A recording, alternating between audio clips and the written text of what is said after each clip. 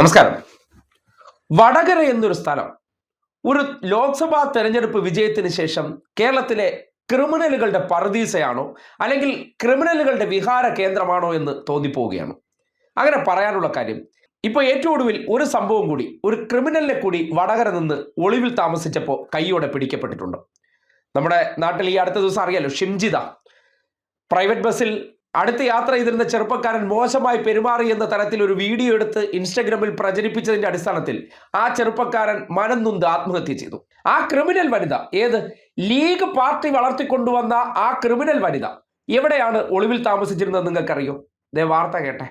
വടകരയിൽ നിന്നാണ് അറസ്റ്റിലായത് എന്നും ഷിംജിതയെ അല്പസമയത്തിനകം മെഡിക്കൽ കോളേജ് പോലീസ് സ്റ്റേഷനിൽ എത്തിക്കുമെന്നും അറിയാൻ സാധിക്കുന്നുണ്ട്. എന്നാൽ പോലീസുമായി ബന്ധപ്പെടാൻ സാധിച്ചിട്ടില്ല എന്നുള്ളതാണ് ഇതിൽ പ്രധാനപ്പെട്ട ഒരു കാര്യം. എന്തായാലും അല്പസമയത്തിനകം തന്നെ ഈ ഒരു വിഷയത്തിൽ ഒരു വ്യക്തത വരുന്നതായിരിക്കും. എന്തായാലും വടകരയിൽ നിന്ന് ഷിംജിത അറസ്റ്റിൽ ആയിരിക്കുന്നു എന്നൊരു സൂചനയാണ് ഇപ്പോൾ ലഭിക്കുന്നത്. വടകരയിലെ ബന്ധു വീട്ടിൽ ഒളിവിൽ താമസിക്കുമ്പോഴാണ് ലീഗിന്റെ ജനപ്രതിനിധിയായിട്ടുള്ള, അത് വളരെ കൃത്യമായിട്ട് പറയേണ്ടതാണ്, യുവതി എന്നേ പറയുന്നുള്ളൂ.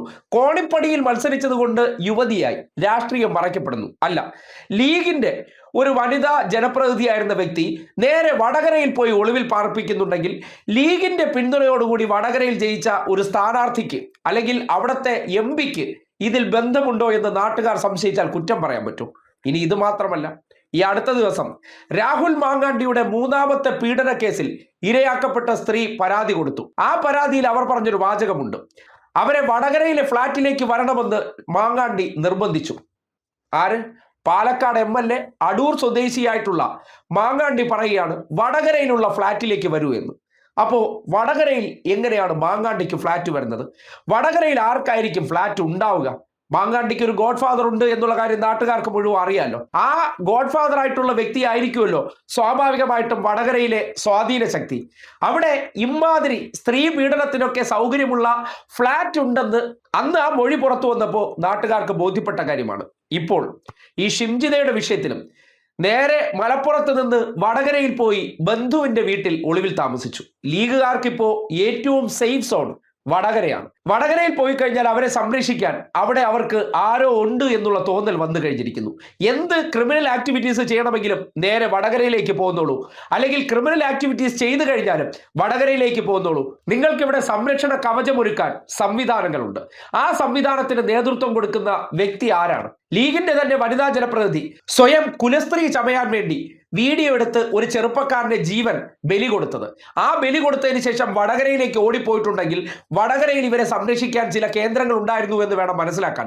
അല്ലെങ്കിൽ ലീഗുകാർക്ക് ഇപ്പോൾ എന്ത് തോന്നിവാസോ ക്രിമിനൽസോ കാണിച്ചാൽ അവർക്ക് ആശ്രയമായിട്ടുള്ള, അവർക്ക് എന്ത് കാര്യത്തിലും സഹായം ലഭ്യമാക്കുന്ന ഒരു വടകരക്കാരൻ അവിടെ കെട്ടിയിറക്കപ്പെട്ടു എന്നതിന്റെ തെളിവ് കൂടിയാണ് അടുപ്പിച്ചടുപ്പിച്ച് വടകര പല ക്രിമിനൽ കേസുകളിലെയും പ്രതികൾക്ക് ഒരു താവളം എന്ന പോലെ ആ നാട് ചർച്ച ചെയ്യപ്പെടുന്നത്. അങ്ങനെ ഒരു നാടായിരുന്നില്ല വടകര. പക്ഷേ വടകരയെ ആ നിലയിലേക്ക് എത്തിച്ചതിൽ ആർക്കാണ് ഉത്തരവാദിത്തമുള്ളത്? ഇപ്പോ രാഹുൽ മാങ്ങാണ്ടിയുടെ വിഷയവും ഷിംജിതയുടെ വിഷയവും, ഒരു കോൺഗ്രസ്സുകാരനും ഒരു ലീഗുകാരിയും, ഇവർക്ക് രണ്ടുപേർക്കും വടകര താവളമായിട്ടുണ്ടെങ്കിൽ ആ താവളം ഒരുക്കിയ ആളാരാണ്? അത് ചർച്ച ചെയ്യപ്പെടണ്ടേ? ചർച്ച ചെയ്തേ മതിയാകുള്ളൂ. ലീഗുകാരും കോൺഗ്രസ്സുകാർക്കും തെമ്മാടിത്തരം കാണിച്ചാൽ, അല്ലെങ്കിൽ തെമ്മാടിത്തരം കാണിക്കാനോ സ്ത്രീ പീഡനം നടത്താനോ വടകരയിൽ ഫ്ലാറ്റ് ഉണ്ട്, വടകരയിൽ സംരക്ഷണ താവളങ്ങളുണ്ട്, വടകരയിൽ ഒളിവിൽ കഴിയാൻ അവസരങ്ങളുണ്ട്. ആരാണ് ഈ സംരക്ഷണ കവചം ഇവർക്കൊരുക്കുന്നത്? നാട് ചർച്ച ചെയ്യേണ്ടതുണ്ട്. ഒരു പ്രദേശത്ത് ഒരു MP ഉണ്ടായതിനു ശേഷം ആ നാടിന്റെ പേരും പെരുമയൊക്കെ ഏതൊക്കെ രീതിയിലാണ് നഷ്ടപ്പെടുന്നു എന്നതിന്റെ തെളിവാണ് ഷിംജിതയുടെ ആ അറസ്റ്റോടുകൂടി കൃത്യമായി ബോധ്യപ്പെടുന്നത്.